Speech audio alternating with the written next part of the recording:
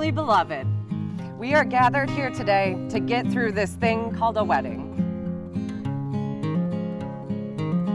Katie and Zach, we are gathered here in front of your family, friends, and dogs so that you two can join together in matrimony.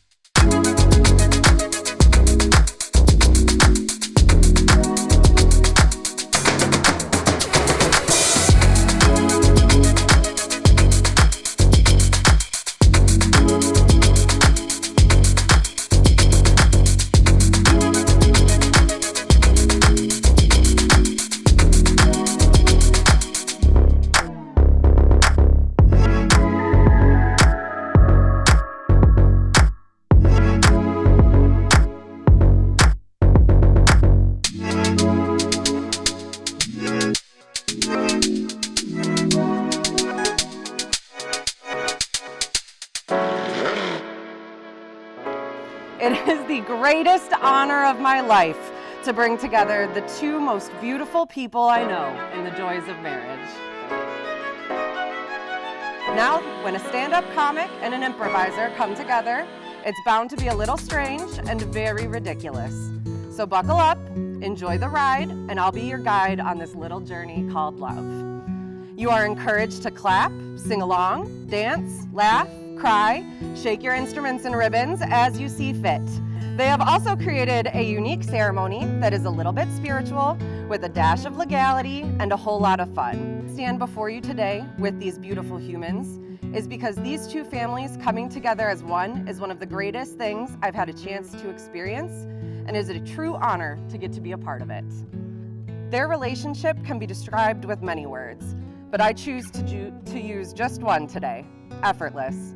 The way they support one another, the way they show affection, even the way they have overcome obstacles together. Today, you will affirm this bond formally and publicly. Katie and Zach, are you ready? We are.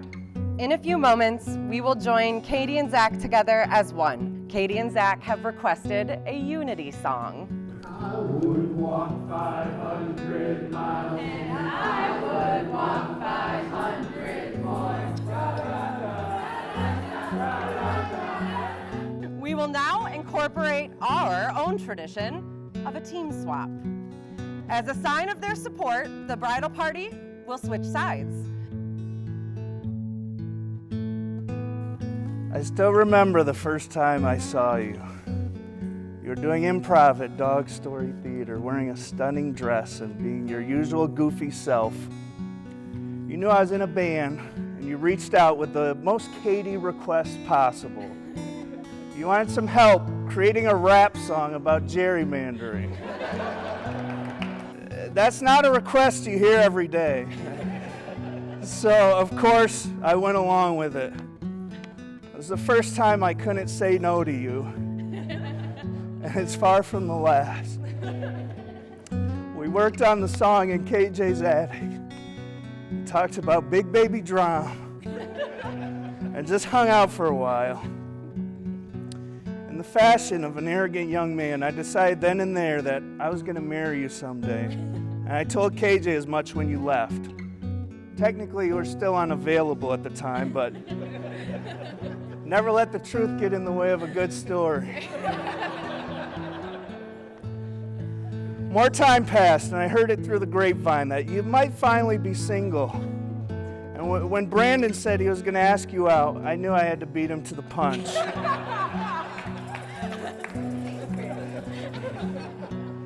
This was what I'd been waiting so long for. I knew you were busy with the campaign, so I offered to help you with housework or yard work or any other thinly veiled excuse to spend some time with you. Once I got my chance, I didn't waste it. Thanks, Meg.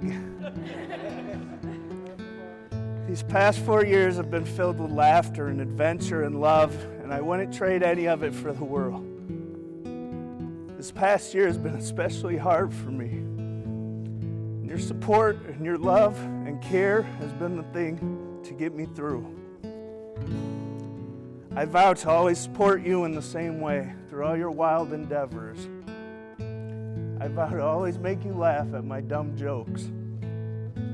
I vow to always strive to be better and to be the best partner I can be. And I vow to love you with all my heart for the rest of my days.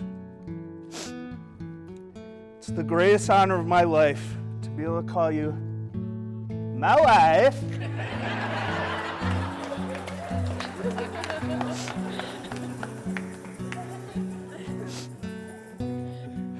Catherine Angeline Regala Fahey, I love you, and I couldn't be happier to share this moment with you. I can't wait to spend the rest of our lives together. You'd think that people have had enough of silly love songs, but I look around me and I see it isn't so. Oh no. Okay, I really wanted to not like you.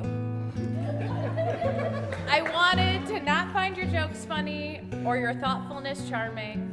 I wanted to not love your blue eyes or find your really lame dance moves irresistibly cute. I wanted to find you boring and annoying and anything but interesting and like the one person I could talk to till 4 a.m. for every night of the rest of my life. But alas, sometimes life just doesn't work out. And I'm really grateful for that because I find myself here today not only fully head over heels in love with you, but pledging the rest of my life to yours. The reason I wanted to not like you is multifaceted. At the time, I really didn't want to believe in love at all or trust anybody, but also, if I'm being honest, I think even when we first met, I hesitated because as cliche and cheesy as it sounds, I think I just knew. I knew that I could love you forever. You've always felt like home. You've always made me feel safe and like no matter how imperfect I am, and I am very imperfect, that I could feel understood and loved and like I was worthy. Our humor complements each other, our value complements each other, our interests, our strengths and weaknesses, even our volumes of speaking, you quiet and me loud, complement each other. I've legitimately thought multiple times that somebody created you in a lab and made you just for me and me just for you. And that's how perfectly I think we fit. I have never had that with anybody else until I found you. Zach, you're passionate and see the world in unique and interesting ways. You can make me care about things I've never dreamed of liking, like sports or power washing.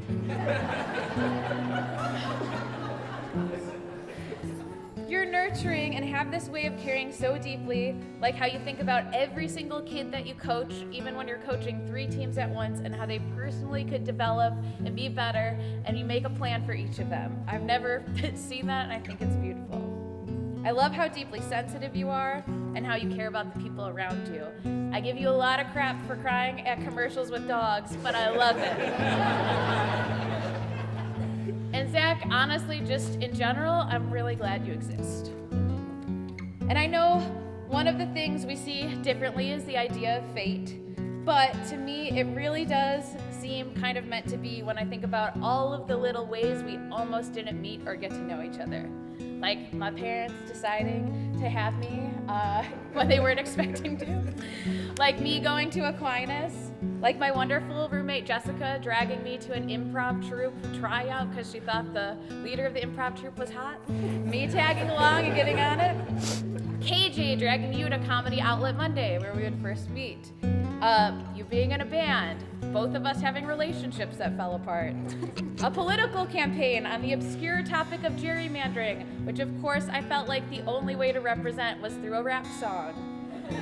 My roommate Meg happening to be home when you first came over and telling me you gotta give him a chance.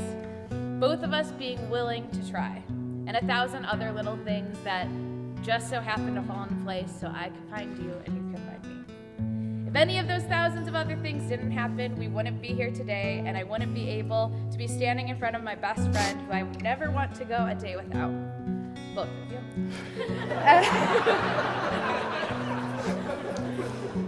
And honestly, it all still feels a little surreal because it's scary to dedicate your life to someone and to put that much trust and vulnerability into another person, but not when that someone is you. When it's you, it's actually kind of easy. A younger me thought that you showed love in rings and grand gestures. A naive me thought you showed love by having to completely sacrifice yourself for the other. But a me today knows that love is simple and complex, both at once, and that any commitment requires both of us to show up every day and put the work in. So although my speech was long, my vows are short.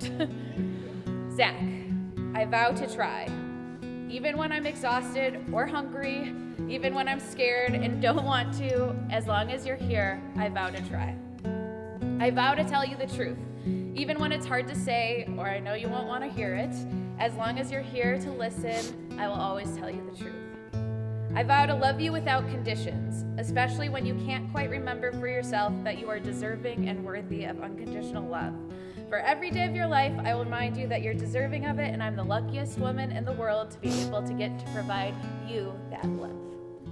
I vow to stay on this journey together for as long as the Lord lets me, and to help us remember the details of our life when we begin to forget. And lastly, Zachary John, I know life gives us no guarantees, but if you're willing, I vow to dance with you as long as my feet will carry me and look at the stars until we can no longer see. All right, Zach, you ready? Okay. Do you take Katie to be your wife, to dance with and laugh together, to keep her fed and hydrated, to help her pack at the last minute and drive her to the airport at all hours, to watch all of the worst reality shows together, and most importantly, to love for the rest of your life? I do. Katie. Do you take Zach to be your husband, to dance with and laugh together, to groan at all of his bad jokes, to try to understand his bizarre analogies, to shush him while watching all of the worst reality shows together, and again, most importantly, to love the rest of your life? I do.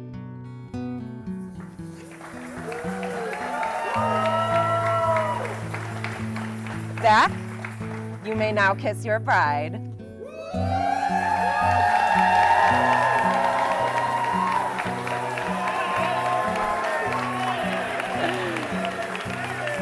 Ladies and gentlemen, it is a great honor to be able to officially announce for the first time as husband and wife, Zach and Katie.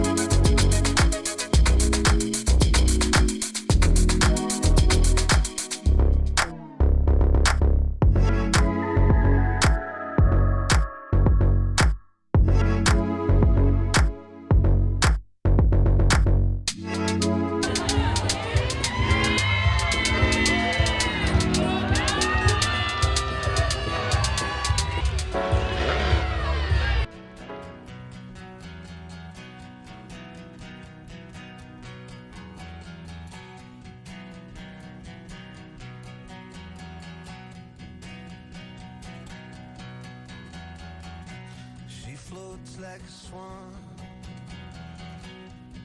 grace on the water, lips like sugar,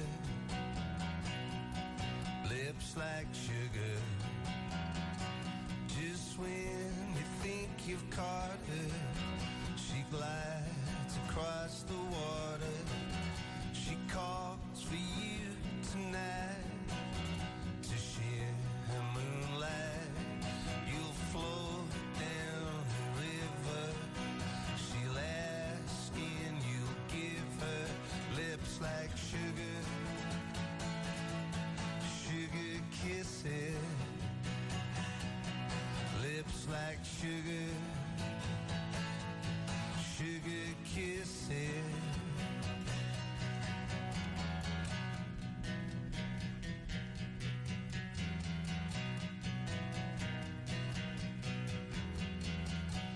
She knows what she knows. I know what she's thinking. Sugar kisses, soft kisses. Just when you think she's yours, she's flown to other shores to laugh at how you break and melt into her lake. You'll float down the river. She'll ask and you'll give her lips like sugar, sugar kisses, like sugar, sugar kisses.